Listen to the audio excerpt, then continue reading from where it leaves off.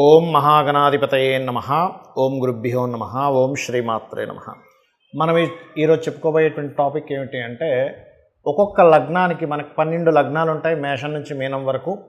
ఒక్కొక్క లగ్నానికి మీకు ఏదైనా ఇబ్బంది రాబోతుంది అన్నప్పుడు ప్రకృతి ఇచ్చేటువంటి సంకేతం ఏమిటి, మీకు ఏదైనా ఒక మంచి జరగబోతుంది అంటే ఫైనాన్షియల్గా ఒక గ్రోత్ రాబోతుంది అన్నప్పుడు ప్రకృతి ఇచ్చేటువంటి సంకేతాలు ఏమిటి అనేటువంటి, అంటే మనిషికి చూడండి, ప్రకృతి ఒక్కొక్క లగ్నానికి డిఫరెంట్ సంకేతాలు ఇస్తుంది.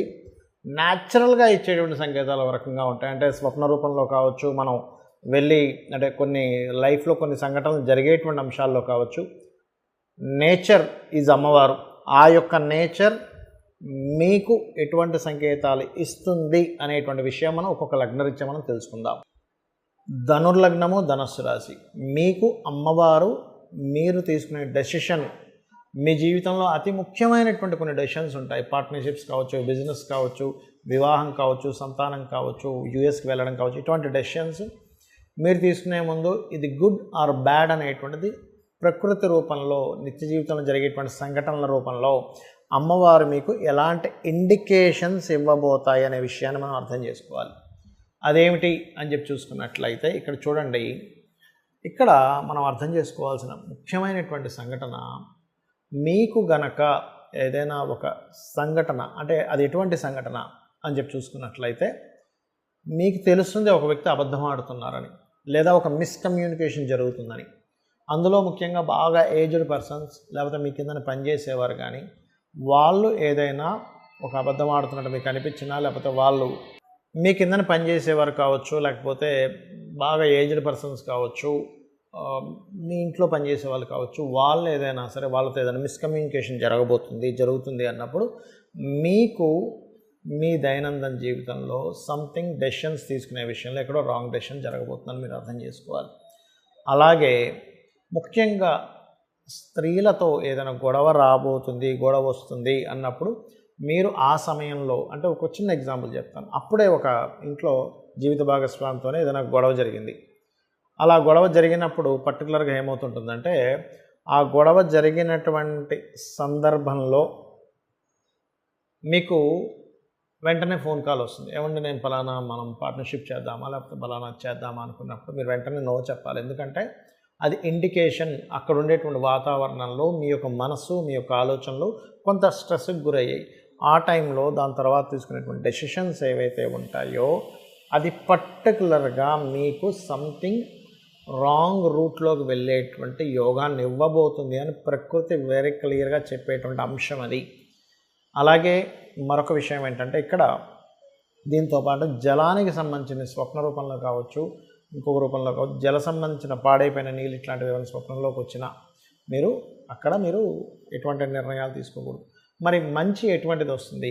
ఒక పోలీస్ డిపార్ట్మెంట్, లేకపోతే ఒక బాగా స్పోర్ట్స్లో బాగా గెలిచినటువంటి వ్యక్తులు, లేకపోతే మీకు స్వప్నంలో రావచ్చు, అలా న్యూస్ వినొచ్చు. లేకపోతే ఏదైనా ఐఏఎస్ ఐపీఎస్ రిలేటెడ్ సంబంధించిన ఒక ర్యాంక్ వచ్చినటువంటి వారు, గవర్నమెంట్ వ్యక్తులు, ఒక పేరు ప్రఖ్యాతలకు సంబంధించినటువంటివి, ఇటువంటివి మీకు ఏమైనా వచ్చాయి, మీకు స్వప్న రూపంలో కావచ్చు, బయట పేపర్లోనో యూట్యూబ్లోనో కనబడింది అంటే ఇట్స్ గోయింగ్ టు గుడ్. కానీ కొన్ని సందర్భాల్లో ఏమవుతుందంటే, మీకు తెలియకుండానే కొన్ని అంశాల్లో ఇరుక్కుపోతారు వెళ్ళి. అలాంటి నాకు ఇండికేషన్స్ కనబడ్డాయండి, కానీ నేను లెక్క చేయలేదు, ఇప్పుడు నేను ఎలా బయటపడాలని అడుగుతూ ఉంటారు. అటువంటి వారు చేసుకోవాల్సిన ధనుర్లగ్నం ఆర్ ధనస్సు రాశి వారు పర్టికులర్గా నరసింహస్వామి యొక్క ఆరాధన చేసుకోండి. లక్ష్మీ నరసింహస్వామి కరావలంబ స్తోత్రం చేసుకోవడం కానీ, ఓం లక్ష్మీ నరసింహస్వామియే నమః అని చేసుకోవడం కానీ చేసినట్లయితే అన్ని విధాలా మీకు బాగుంటుంది. ఇప్పుడు మీకు లగ్నం తెలియదు, నక్షత్రం తెలియదు, రాశి తెలియదు, ఏమీ తెలియదు, కానీ ప్రకృతి నాకు ఈ సంకేతం అందిస్తుంది కాబట్టి నేను ఈ విషయంలో జాగ్రత్తగా ఉండాలి అనేటువంటి విషయం ఎలా తెలుసుకోవాలో చెప్తాను. చిన్న ఎగ్జాంపుల్స్ చెప్తాను, మీరు దాన్ని బట్టి మీరు చూసుకోండి.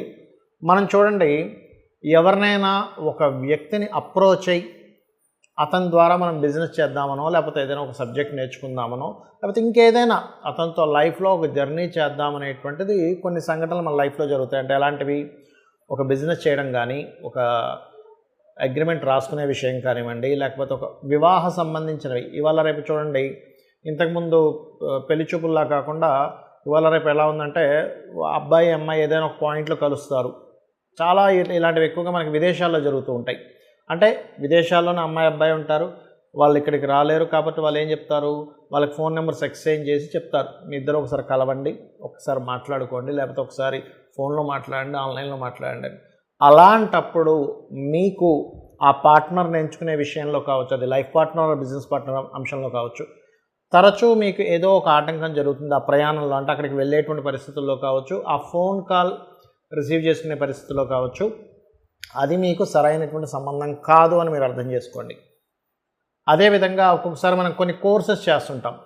ఆ కోర్సెస్ చేసేటప్పుడు కూడా మనకి ఫలానా డిపార్ట్మెంట్ వాళ్ళకి ఫోన్ చేసినప్పుడు, లేకపోతే వాళ్ళని మనం కన్సల్ట్ అయినప్పుడు సరైనటువంటి డిస్కషన్స్ అవ్వట్లేదు. ఏదో ఒక చెడు, అంటే అదే టైంలో ఏదైనా గొడవ జరగడము, అదే టైంలో ఒక్కోసారి ఎలా ఉంటుందంటే మనం ఒక పని చేసే ముందు దానికంటే ముందు ఒక నింద అనుభవించడం కానీ, ఒక ఇబ్బందికరమైనటువంటి వాతావరణం కానీ వచ్చి దాని తర్వాత వస్తుంది దాని రిజల్ట్ అనేటువంటిది.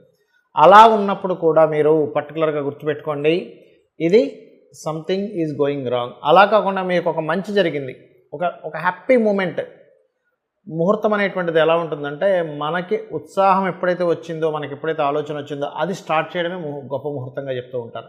ఆ రకంగా ఇక్కడ ఏంటంటే, మీకు గనక ఈ యొక్క విషయాల్లో మంచి జరిగిన వెంటనే మీరు ఒక నిర్ణయం తీసుకున్నారు, ఇట్స్ గివ్స్ గుడ్ రిజల్ట్, గుర్తుపెట్టుకోండి. ఆ రకంగా మనకి ప్రకృతి అనేటువంటిది, ప్రకృతి అంటే ఎవరో కాదు, అమ్మవారు. ఈ విషయాన్ని బాగా అర్థం చేసుకోండి. అమ్మవారే ప్రకృతి. ఆ శక్తి అంటే మనకు కనబడుతున్నటువంటిది మొత్తము కూడా ఈశ్వరుడు అనుకుంటే, అందులో ప్రసరిస్తున్నటువంటి శక్తి ఏదైతే ఉందో అది అమ్మవారు. ఈ రకంగా మనకు ఒక్కోసారి స్వప్నంలో కూడా వస్తుంది.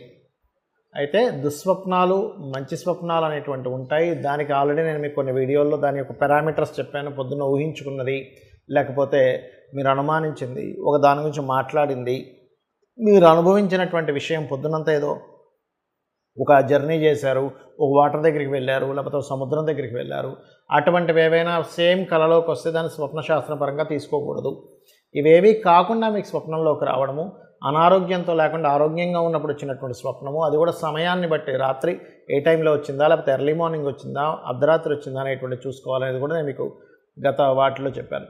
అయితే ఇక్కడ నేను చెప్పేది ఏమిటంటే, మీకు ఏదైనా సరే ఆదివారాలు ఎక్కువగా జరుగుతున్నాయి మంచి విషయాలు, అప్పుడు మీరు ఆదివారాలు లేదా రవి నక్షత్రాలు లేదా 1 నుంచి, అంటే 1వ సంఖ్య వచ్చేలాగా, అంటే 1, 10 లేనట్లయితే ఈ రకంగా 28వ తేదీ, ఈ తారీఖుల్లో మీరు ఏదైనా ప్రారంభించండి.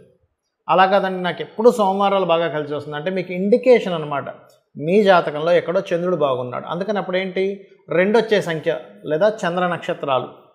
ఇప్పుడు రవి నక్షత్రాలు అంటే ఏమిటి, సర్వసాధారణంగా కృత్తిక, ఉత్తరాషాఢ. చంద్ర నక్షత్రాలు అంటే రోహిణి, హస్త, శ్రవణం. ఈ రకంగా ఈ నక్షత్రాలు లేదా ఈ వారాలు. అయితే ఇక్కడ ఒక చిన్న జాగ్రత్త తీసుకోవాల్సింది ఏమిటంటే, ఆ నక్షత్రాధిపతి చంద్రుడు ఆ రోజు బాగున్నాడో లేడో ఒక్కసారి చెక్ చేసుకోండి. ఇది వేటికి మనకు వస్తుంది. మీరు చూడండి, ఇవాళ రేపు చాలామంది చేపల చెరువులని, రొయ్యలకు సంబంధించినవని, బిజినెస్ సంబంధించినవని నష్టపోతూ ఉంటారు. ఆ రోజు మీరు ఆ సమయంలో కనుక ప్రారంభించినట్లయితే ఖచ్చితంగా మీకు ఆ డే, ఆ నక్షత్రము, ఆ యొక్క నెంబర్ మీకు సపోర్ట్ చేస్తుంది బాగా. అదేవిధంగా మంగళవారాలు మీకు బాగా కలిసి వస్తున్నాయి అనుకోండి, మంగళవారాలే ప్రారంభించండి. అదేవిధంగా 9 నెంబర్ వచ్చేలాగా, మరియు మృగశిర, చిత్త, ధనిష్ట, ఇలాగా కుజ నక్షత్రాలు అయితే కుజ సంబంధించినటువంటివి. అయితే ఇక్కడ ఏంటంటే మనకి శాస్త్రంలో ఫలానా నక్షత్రం ఫలానా దానికి మంచిది అని చెప్పారు. దీని మీద నేను మీకు నెక్స్ట్ వీడియోస్లో చేస్తాను. ఏ నక్షత్రం దేనికి పనికి వస్తుంది, దేనికి సంబంధించిన స్ట్రెంత్ దేనికి ఉందనేటువంటిది, అది నేను మీకు నెక్స్ట్ చేస్తాను. అయితే ఇక్కడ ఏంటంటే మన లైఫ్ ఏదైతే ఉందో, ఎవ్రీ సెకండ్ ఎవ్రీ మినిట్ మనం తీసుకునే నిర్ణయం మీద ఆధారపడి ఉంటుంది. మనం అనుకుంటాం మనం నిర్ణయం తీసుకుంటున్నామని, కానీ మన నిర్ణయం వెనకాతలు ఉండేటువంటి అద్భుతమైన శక్తి ఏదైతే ఉందో అది అమ్మవారు మనకెప్పుడు కూడా కనెక్ట్ అయి ఉంటుంది. అయితే మనకు కంప్లీట్గా కనెక్ట్ అయ్యి ఉండాలి అంటే మీరు అమ్మవారితో ఎప్పుడు మాట్లాడుతూ ఉండాలి. అంటే అలాగా మీరు ఏదైనా ఒక పని చేసేటప్పుడు, నేను ఇది చేస్తున్నాను అమ్మ, నాకు ఇది మంచా కాదా నువ్వే నిర్ణయించు అన్నప్పుడు ఏం చేస్తుందంటే అమ్మవారు ఖచ్చితంగా అక్కడ కనెక్ట్ అవుతుంది. అలా కనెక్ట్ అయ్యి మీకు ప్రతి అంశంలోని, ప్రతి అడుగులోని, ప్రతి దీంట్లోని మీకు సపోర్ట్ చేస్తూ ఉంటుంది. తద్వారా మీరు ఎప్పుడు సక్సెస్ రేట్లో ఉంటారు. కాబట్టి మీరు చేయండి, ఖచ్చితంగా మీరు లైఫ్లో సక్సెస్ అవుతారు. దీంతో పాటు ఉదయము సాయంత్రము కూడా లలితా సహస్రనామాల యొక్క శ్రవణము లేదా పఠనము చేయండి. 100% లలితాసహస్రనామాల వల్ల శ్రవణం కానీ పఠనం కానీ చేసినప్పుడు ఏమవుతుందంటే మన కర్మలన్నీ కూడా మన ఆరాతో కనెక్ట్ అయి ఉంటాయి, మన షట్చక్రాలతో కనెక్ట్ అయి ఉంటాయి. ఆ ఆరాలో ఉన్నటువంటి బ్యాడ్ కర్మాస్ ఏవైతే ఉన్నాయో ఈ యొక్క లలితాసహస్రనామాలు కానీ లేకపోతే విష్ణు సహస్రనామాలు కానీ ఆ యొక్క తరంగాల ద్వారా అవి క్లియర్ అవుతాయి. మన చుట్టూ ఉన్నటువంటి ఆరా మన యొక్క సక్సెస్కి మన యొక్క ఫెయిల్యూర్కి కనెక్ట్ అవుతుంది. మీరు ఎప్పుడైతే దాన్ని క్లియర్గా పెట్టుకున్నారో మన నిర్ణయాలు, మన సక్సెస్ రావడం ఇవన్నీ కూడా అద్భుతంగా జరుగుతాయి. అమ్మవారి యొక్క అనుగ్రహం మీకు కలుగుతుంది. శ్రీమాత్రే నమః.